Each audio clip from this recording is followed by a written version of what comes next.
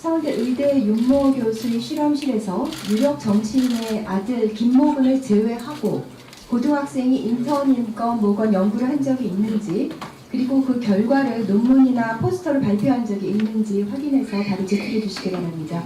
또 한 가지 있습니다. 그 의대의 프로페셔널한 연구자인 윤모 교수가 IBR 승인을 받지 않고 연구를 한다는 것은 상상하기 힘든데요. 김모근과의 포스터 이외에 IRB 승인 누락 전력이 있는지 확인해서 바로 보고해 주시기 바랍니다. 당사자를 정확히 말씀을 해주세요. 그러셔야 저기서 수감기관에서도 누군지 정확하게 유력 정치인은 누구며 그 자제는 누군지 그걸 얘기를 정확히 밝혀주셔야 저쪽에서도 자료 준비된 소통이 되십니까? 네? 참고를 해주시고요. 그 다음에 유력 정치인 아들 김모근의 포스터요. 논문이 아니다라는 변명도 있었는데요. 그렇게 이야기한 분은 불조심 포스터를 연상했는지 모르겠는데 포스터는 논문의 전 단계이기에 논문의 일종이라고 볼 수 있습니다. 자, 김모근의 스펙 만들기가 어떻게 진행되었는지 서울대에서 제출한 답변서에 근거해서 짚어보겠습니다. 2014년 당시 여당의 유력 정치인이 서울대 윤모 교수에게 아들 김모근이 과학경진대에 참여하려고 하니 실험실에 사용할 수 있게 해달라고 청탁합니다. 윤모 교수는 친분도 있고 해서 청탁을 거절하지 못하고 연구실과 기기를 사용할 수 있도록 해줍니다. 그리고 대학원생 2명은 기기 작동법과 데이터 취득 방법을 알려주고 실험을 도왔습니다. 하지만 유력 정치인은 이렇게 변명했는데요. 우리 아이가 다 쓴 거야. 7, 8월 실험했고 이후 과학경시대에 나가고 포스터 작성하기까지 1년 과정 모두 아이가 실험하고 작업한 거야. 이 실험의 아이디어가 어디서 나왔다고 생각하십니까? 그건 제 전문 분야가 아니라서 잘 모르겠습니다. 네, 답변하기 곤란하시죠? 윤모 교수는 이 주제에 대한 연구를 계속해 왔으니까 당연히 윤모 교수가 아이디어를 제공했을 것으로 보입니다. 2015년 3월 김모근은 뉴햄셔 과학경진대회 엔지니어링 분야에서 1등, 전체에서 2등상을 수상합니다. 홈페이지에서 캡처한 것입니다. 제목을 봐주세요. 2015년 8월 밀라노 컨퍼런스에서 포스터 발표를 합니다. IEE ENBC. 이거는 이 의생명공학 분야에서 세계적 권위를 인정받는 컨퍼런스로 포스터 신청한다고 모두 받아주는 게 아니라 엄격한 심사를 거쳐 승인됩니다. 포스터 1저자는 김모근, 대학원생 2명은 공저자로 등록됩니다. 김모근은 컨퍼런스 가지 않았고 다른 대학원생이 포스터 발표를 하죠. 화면에 캡처본이 있습니다. 포스터 내용은 공개되어 있지만 과학경진대회 발표 내용은 확인할 수 없기에 어떤 차이가 있는지는 모르지만 적어도 제목은 한 글자도 틀리지 않고 일치합니다. 네, 과학경진대회는 2015년 3월, 컨퍼런스는 8월이지만 발표 신청을 몇 달 전에 미리 해야 된다는 점을 고려하면 시차가 거의 없어 내용도 동일했을 것으로 추측됩니다. 그러면 여기서 모순에 부딪히게 됩니다. 김모근이 전적으로 했다면 윤모 교수와 대학원생이 모임 승차를 한 것이고 윤모 교수와 대학원생의 역할이 컸다면 과학경진대회 단독 발표와 포스터 1저자의 문제가 있겠죠.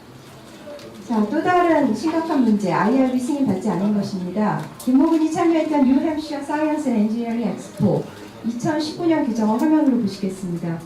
2015년 홈페이지에서는 규정을 내렸기 때문에 2019년의 규정을 캡처했는데요. IRB, required고 2015년에도 필수였을 가능성이 높습니다. 대회에 참가하려면 IRB 양식은 별도로 첨부하도록 되어 있는데 허위로 기재했을 개연성이 높겠죠. 물론 고등학생 혼자의 힘으로 해야 한다는 규정도 위반했습니다. 자, 유독 이 포스터에서만 IRB 누락을 했다면 이런 합리적인 의심이 가능하겠죠. 유력 정치인은 아들이 방학 중 서울에 머무는 기간에 반드시 시험을 해야 한다고 촉박하게 부탁을 했기 때문에 어쩔 수 없이 IRB를 건너뛰었겠죠. 유력 정치인의 압박으로 IRB를 거치지 않아 연구윤리를 위반한다는 가책을 느끼면서도 도와줄 수밖에 없었다는 면에서 저는 윤 교수도 피해자라고 생각을 합니다. 조국 장관 딸의 논문이 대한병리학회로부터 취소된 첫 번째 이유가 IRB를 거치지 않고 허위로 기재하는 거였죠. 그렇다면 김모근의 두 가지 중요한 스펙, 과학경진대회 수상과 포스터도 취소돼 제1저자로 제출된 논문은 2015년 3월에 뉴햄프셔주 과학경진대회에 출품해서 전체 2등, 엔지니어링 부문 1등을 수상했고요. 제4저자로 제출된 논문은 2013년도 국립중앙의료원 연구비 지원으로 실험을 수행하고 2014년 8월 발표된 윤모 씨의 서울대 박사학위 논문과 IRB 넘버, 회기식, 그래프 등 실험 데이터와 완전히 동일합니다.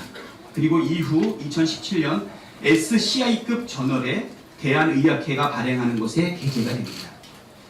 유력 정치인은 윤영진 교수에게 부탁해 2014년 7월부터 8월까지 약 4주간 실험실만 빌려서 연구를 진행했다고 해명을 합니다.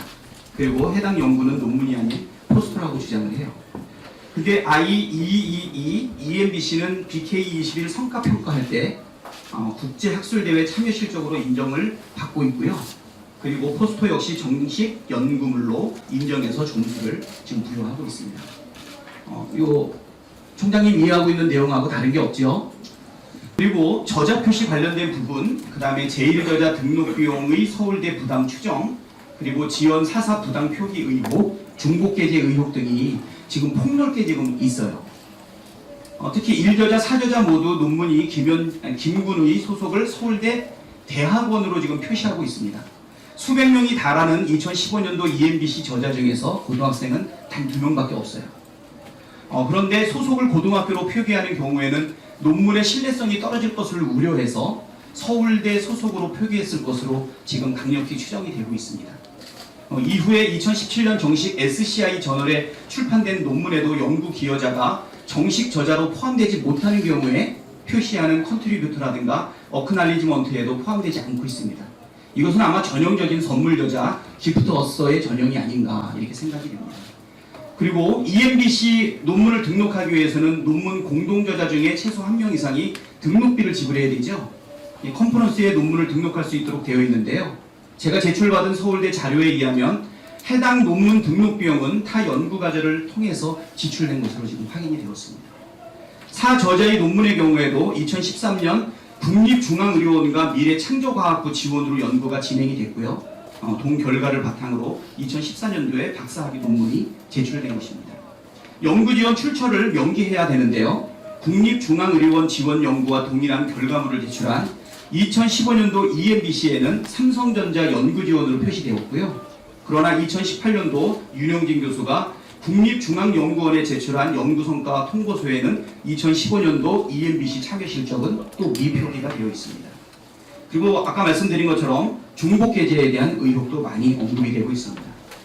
유력 정치인의 아들이 고등학생 당시에 국제전자전기학회 의료화 컨퍼런스에 서울대 소속으로 참여한 사실 너무 잘 알고 계실 거고요. 혹시 이 건과 관련해서 자세한 보고를 받으신 적이 있나요? 예, 지금 이게 제보가 돼서 우리 연구진실성위원회에서 예비조사위원회를 꾸렸습니다. 그래서 아마 조사를 지금 말씀하신 여러 가지 의문 조사를 할 거고요.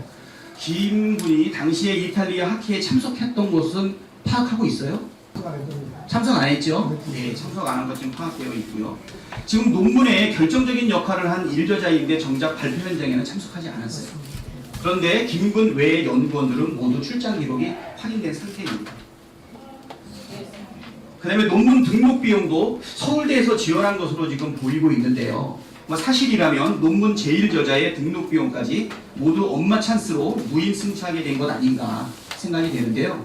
이 등록 비용과 관련된 정확한 분담 내용을 조사하셔가지고 저희에게 알려주시기를 부탁드립니다. 두 번째, 유력 정치인은 포스터에 불과하다고 주장을 하고 있는데요.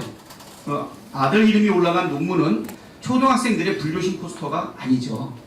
저기 PPT 한번 보세요. 필립스, 지멘스와 같은 헬스케어 분야의 글로벌 기업들, 그 다음에 하버드 메디컬 스쿨, 존스 홉킨스와 같은 세계 최고의 연구진이 지금 참여하고 있습니다. 지금 고등학생 참가자는 유력 정치인의 아들이 거의 유일하다라고 볼 수 있는 것 같은데요. 지금 논문 1저자 논문뿐 아니라 4저자 논문도 지금 사실 마찬가지예요. 지금 임상 현장에 있는 의사들도 생소한 분야를 아들 혼자서 했다고 지금 주장을 하고 있습니다. 이게 전형적인 기여 없는 선물저자 등재이고 이것과 관련해가지고 혹시 대학을 진학한 것이 아닌가 이런 의혹도 보이고 있는데요. 이 부분에 대한 판단은 어려우시겠죠? 예. 자, 두 번째 질의를 하도록 하겠습니다. 지금 허가 없이 교내 시설 장비 사용의 적절성이 있어요. 지금 저자 표기도 문제이고 컨퍼런스 홈페이지에는 저 PT 보시게 되면 세인트폴 소속이라고 되어 있고요. 그리고 투고 논문 본문에는 서울대 의공학과정이라고 지금 표시되어 있어요. 지금 허위로 저자 소속 표기를 하는 것은 연구윤리에 위반이 되죠. 그런데 이 하여튼 뭐 예. 연구 진실성에서 한번 조사를 할 겁니다. 저 허위 소속으로 표기를 했을 때 논문이 등록된 사례가 있는 거 아십니까? 글쎄요. 예, 있어요. 지금 2016년 7월 달에 대한병리학회 영문 저널에 게재된 고혈압 관련 논문인데요. 이전 소속을 현 소속으로 표기해서 해당 논문이 취소되었거든요. 뭐 이거 상당히 뭐 약한 부분 아닌가 우리가 상식적으로 생각할 수 있는데 이렇게 엄중하게 어디 소속이냐 표시하는 것도 굉장히 중요하게 생각을 하고 있습니다. 지금 의대 내에서 허가받은 외부인들이 사용할 수 있는 공동 활용 장비가 104억 원 정도에 해당이 되고 있는데요. 막대한 혈세를 투입한 서울대 연구실 이렇게 마음대로 쓸 수 있는가? 아마 해당 작성 논문에 관해뿐 아니라 펀딩의 출처도 지금 다르게 표시되어 있습니다. 뭐 이런 것들도 교내 윤리 규정의 위반이라고 좀 보이고 있고요. 지금 연구 진실성위원회 평가 중이라고 얘기를 하시는데 지금 제1저자 논문의 경우에는 서울대병원에서 IRB 위준수에 대한 조사만 지금 실시하고 있는 것으로 알고 있거든요. 저는 그것만에 전체를 보고 있습니다. 전체하고 있어요? 네. 그럼 만약에 연구 진실성위원회 평가 결과가 나온다면 예일대에 통보해야 된다고 생각하는데 동의하십니까? 글쎄요. 저는 그건 그때 가서 판단을 하죠. 제가 지금 그 예일대에서 그걸 받을 좀 생각을 해봐야